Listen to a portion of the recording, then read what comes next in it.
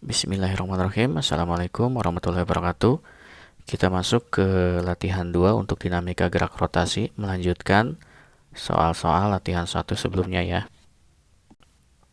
Di nomor 1 terdapat batang AC. Panjangnya 3 meter dipengaruhi oleh gaya-gaya seperti pada gambar ya, perhatikan. Apabila batang dianggap tak bermassa, resultan momen gaya terhadap titik B-nya adalah, kita beri tanda porosnya ya, ada di titik B, di sini. Kemudian ada 3 gaya, berarti kita tinggal gambarkan nih momen gaya pada masing-masing gaya. Untuk memudahkan, kita buat jadi tegak lurus saja. Nah, sehingga ini membentuk siku-siku ya.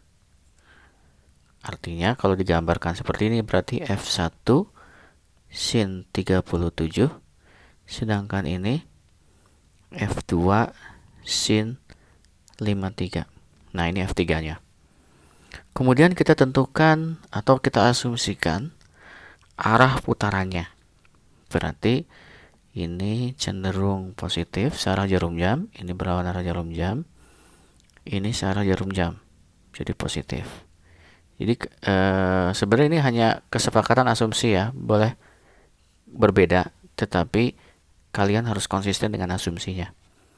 Nah, sehingga dari sini momen gaya totalnya terhadap titik B adalah, pertama, momen gaya yang pertama dari titik A. Jadi gaya F1 sin 37 derajat dikali dengan gayanya 1, yaitu jarak titik tangkap gaya ke poros, yaitu 1. Nah, kemudian negatif F2 sin 53 dikali dengan gayanya itu 2 dari C ke B ya. Kemudian ditambah F3 dikali dengan gayanya 1 meter. Sehingga momen gayanya adalah F1 itu besarnya 10, sin 37 itu 0,6, baru dikali 1 dikurangi F2 yaitu 20, 0,8 sin 53 dikali dengan 2 ditambah dengan 10 nih. Kita lanjutkan hitungannya. 10 kali 0,6 itu 6 dikurangi 20 kali 0,8 itu 16, baru kali 2 dulu ya. Berarti 32 ditambah 10. Nah, ini hasilnya berarti tinggal 6 dikurangi 32 ditambah 16 minus 16 Newton meter. Berarti sistem batang ini ketika mengalami mendapatkan gaya dari F1, F3 dan F2 dengan arah tertentu seperti itu, maka sistem ini akan berputar total berlawanan arah jarum jam dengan momen gaya 16 Newton meter. Di nomor 2, tentukan besar momen inersia sebuah bola pejal. Kita tandain bola pejal bermassa 5 kg berdiameter. Nah, berarti ini jari-jarinya adalah 0,1 meter ya. Jika porosnya melalui pusat bola. Ingat, momen inersia sebuah bola pejal yang melalui pusat massa bolanya ya, yaitu 2/5 mr kuadrat. Berarti kita masukkan nilainya ya, 2/5, massanya 5, R-nya adalah 0,1 kuadrat. Berarti ini tinggal coret nih. Kemudian 0,02 berarti ya, kilogram meter persegi. Berikutnya nomor 3, seutas tali dililitkan pada sebuah roda. Tali ditarik sehingga roda berputar. Roda tersebut berdiameter 0,5 meter dengan momen inersia 10 kg meter persegi dan berputar pada porosnya tanpa gesekan. tegangan tali 40 Newton dikerjakan pada tepi roda. Jika roda diam pada saat T-nya 0, tentukan panjang tali yang tak terlilit pada saat T-nya 3 detik. Untuk memudahkan, coba kita gambarkan terlebih dahulu rodanya ya. Ini ada roda, kemudian ada tali. Nah, talinya dikenai gaya F gitu. Kemudian ini porosnya. Nah, langkah pertama kita coba tentukan percepatan sudutnya. Sehingga kita dapat gini ya, pakai momen gaya aja. Momen gaya itu kan I kali alfa. Momen gayanya kan berarti F kali jari-jarinya ya. Kemudian karena ini bola, I bolanya itu ada ya ini. Nah, ini I-nya. Sedangkan ini jari-jarinya, maaf, diameternya. Sehingga kalau kita masukkan tinggal I bola kali alfa. Kan kita cari alfanya. F-nya ini senilai 40 ya. Ini ada tegangan talinya. 40 dengan gayanya adalah kan itu 0,5 meter tuh. Berarti jari-jarinya kan 0,25 meter ya. 0,25 meter itu kan 1/4. I bolanya 10, ini alfa. Berarti alfanya adalah 1 radian per second kuadrat. Oke, kita dapat nih. Kemudian yang ditanyakan kan panjang tali yang tak terlilit. Berarti kita cari putarannya dulu. Putarannya itu theta. Kita ini karena ada mengalami percepatan sudut berarti GMBB ya. Kita gunakan omega 0T ditambah setengah alfa T kuadrat. Jadi tetanya adalah omega 0-nya itu 0 karena mula-mula diam. Kemudian ditambah setengah alfanya 1, waktunya 3 detik kuadrat. Berarti tetanya adalah 9 kali setengah ya, 4,5 radian. Nah, sekarang kita tinggal ubah nih. Radian itu ada kaitannya dengan gini. S itu kan R kali theta. Berarti 1/4 kali 4,5. Ya kan? Ini nilainya 1,125 meter. Nomor 4. Sebuah benda pejal bermasa M dengan jari-jari R dan momen inersia I sama dengan kmr kuadrat dengan K adalah sebuah konstanta menggelinding tanpa slip menuruni bukit seperti pada tampak gambar. Nah, gambarnya mana nih? Berarti coba saya gambarkan terlebih dahulu ya. Sebagai tambahan. Nih. Jadi menggelinding. Enaknya di mana ya? Di sini aja nih. Nah, ini. Nah, kemudian saya beri nilai. Ini haknya. Ini terlewat gambarnya ya. V mula-mula 0. Kemudian ini berputar. Ini menggelinding ya namanya. Menggelinding. Jadi kalau menggelinding itu berputar dan berotasi. Jadi kemudian jika benda pejal adalah bola, jadi ingat bola ya, K-nya 2/5. Berapa kelajuan bola di dasar bukit? Bagaimana kita menentukan ketika di dasar bukit? Berarti kita coba pakai hukum kekekalan energi saja ya. Ingat, ini saat awal, ini saat akhir. Berarti kalau hukum kekekalan energi mekanik tinggal energi mekanik awal sama dengan energi mekanik akhir. Ini opsi A dulu ya. Energi mekanik awal sama dengan energi mekanik akhir. Energi mekanik awal dia hanya memiliki energi potensial. Jadi MGH karena di ketinggian H ya.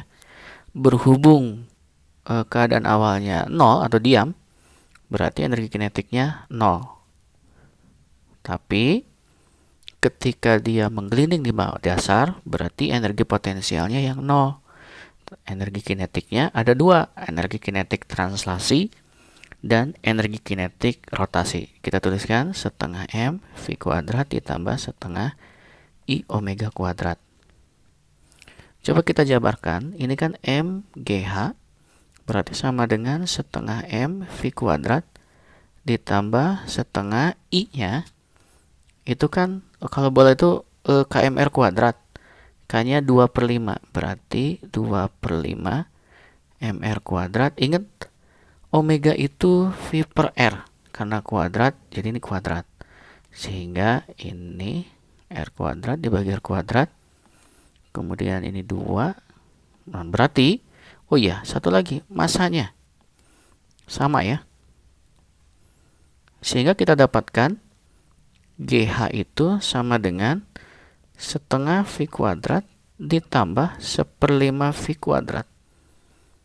Nah, kan yang ditanya kelajuan bola. Berarti GH-nya adalah, kalau dikalikan ini GH-nya sama dengan setengah tambah 1/5, itu kan berarti 7/10 V kuadrat. Berarti kita dapat nih lajunya, yaitu akar dari 10 GH per 7. Ini jawabannya ya. Kemudian kita tinggal cari yang opsi B. Tentukan juga kelajuannya bila benda tersebut adalah silinder. Berarti sebenarnya kita tinggal lanjutkan saja ini. Kita masih gunakan yang sama, energi mekanik awal sama dengan energi mekanik akhir. MGH sama dengan setengah M V kuadrat ditambah setengah I omega kuadrat. Jadi kalau kita masukkan setengah kali I-nya kan KMR kuadrat. K-nya setengah sekarang karena silinder ya. MR kuadrat. Kemudian cara yang sama V kuadrat per R kuadrat. Dari sini kita coret ya. M-nya juga sama ini. Berarti GH sama dengan setengah V kuadrat ditambah 1/4 V kuadrat. Atau GH-nya sama dengan berapa nih? Setengah tambah 1/4. Berarti 3/4 V kuadrat. Nah, kita dapat nih lajunya. Ya. V-nya jadi akar 4GH per 3.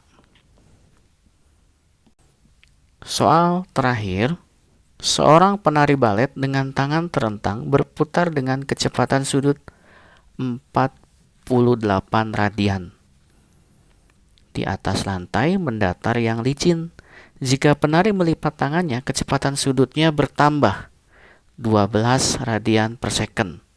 Nah, yang ditanyakan perbandingan momen inersia penari saat tangan dilipat dan saat tangan terentang. Kemudian yang B, perbandingan energi kinetik rotasi saat tangan dilipat dan saat tangan terentang. Oke, kita coba kerjakan. Tetapi untuk memudahkan kita membayangkannya, coba kita gambarkan keadaannya dulu. Jadi kita mula-mula nih. Mula-mula dia menari. Berarti kita gambarkan saja ya. Di sini. Kemudian tangannya terentang. Kemudian ketika tangannya melipat, biasanya kakinya juga melipat ya. Nah, gitu. Tangannya melipat, jadi dia berputar nih. Yang tadinya 48 radian per second, sekarang katanya bertambah 12. Berarti menjadi berapa nih? 48 ditambah 12 itu 60 ya. 60. Jadi sekarang berputarnya lebih kencang. 60 radian per second. Oke. Saya beri tanda nih. Ini omega mula-mula. Ini omega akhir. Berarti kecepatan sudutnya. Nah, yang ditanyakan perbandingan momen inersia penari saat tangan dilipat dan saat tangan terentang. Berarti saat dilipat tuh akhir ya. Berarti momen inersia akhir per momen inersia mula-mula. Nah, ini bagaimana katanya? Bagaimana kita mencarinya? Kita gunakan hukum kekekalan momentum sudut ya. Berarti I0 omega 0 sama dengan I1 omega 1. Berarti I0 mula-mula ya, omega 48 sama dengan I akhir kali 60. Nah, berarti dari sini I1 per I2-nya adalah tinggal 4, I1 terhadap I0 ya. Maksud saya seperti itu. Dari situ berarti I1 jadi 48 per 60. Jadi 4:5. Oke, itu yang opsi A. Kemudian yang B. Perbandingan energi kinetik rotasi saat tangan dilipat dan saat tangan terentang. Nah, berarti energi kinetiknya nih sekarang. Energi kinetik rotasi saat tangan dilipat berarti akhir dibagi dengan energi kinetik rotasi saat dilipat mula-mula. Berarti tinggal, ingat energi kinetik itu kan tinggal setengah I omega kuadrat setengah I omega kuadrat. Nah, berarti tinggal kita ini kan coret ya. I1 per I0 itu kan berarti kita dapat 4/5. Sedangkan omeganya itu berarti 60 per 48 kuadrat. Berarti ini sebenarnya kalau diperkecil kan ini 5, ini 4. Sehingga kita dapatkan hasilnya 5/4 ya. Itu jawabannya. Alhamdulillah kita sudah menyelesaikan 5 soal di latihan kedua. Sebelum kita melanjutkan ke latihan 3, seperti biasa kalian simak pembahasan videonya, pahami tahapannya pelan-pelan sampai kalian memahaminya dengan jelas.